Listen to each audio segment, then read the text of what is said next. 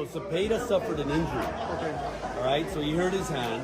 He suffered an injury, so we're looking to see when we can reschedule that. But that's the fight Zepeda wants. That is Eric Gomez talking about the Shakur Stevenson William Zepeda fight that was supposed to be on February 22nd. He says the fight will not happen on February 22nd. It is postponed once again.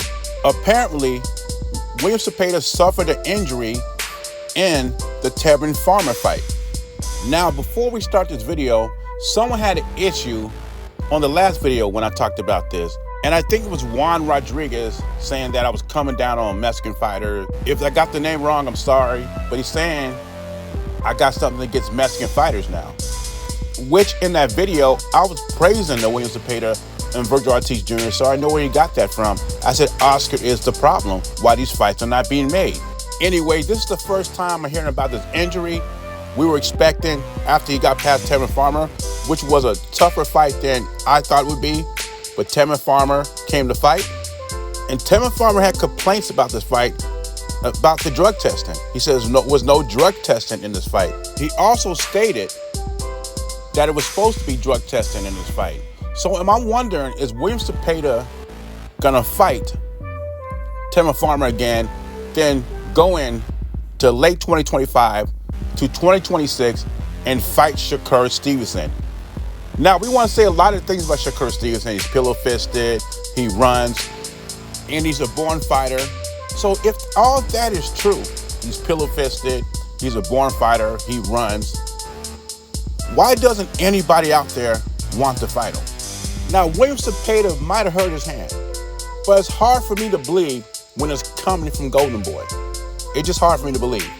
Just in my humble opinion, Golden Boy is not stable as people think it is. You lost Jaime Maguire.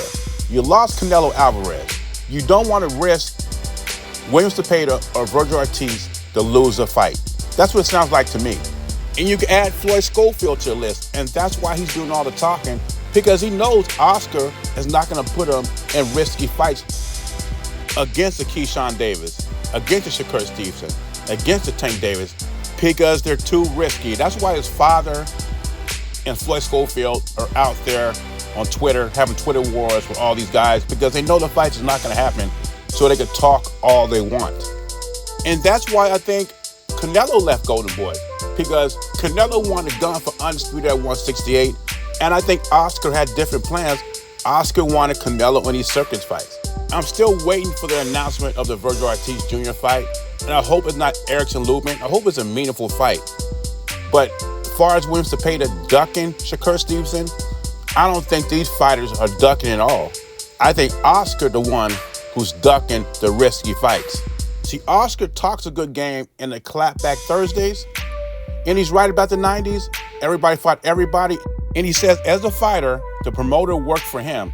So if he wanted to fight somebody and they wanted him to fight somebody else, more than likely, he was going to get the guy he wanted to fight.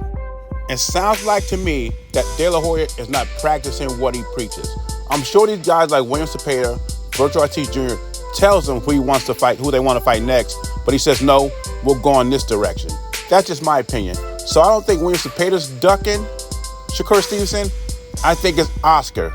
But anyway, leave your thoughts and comments below. Jay Beezy, I'm gone.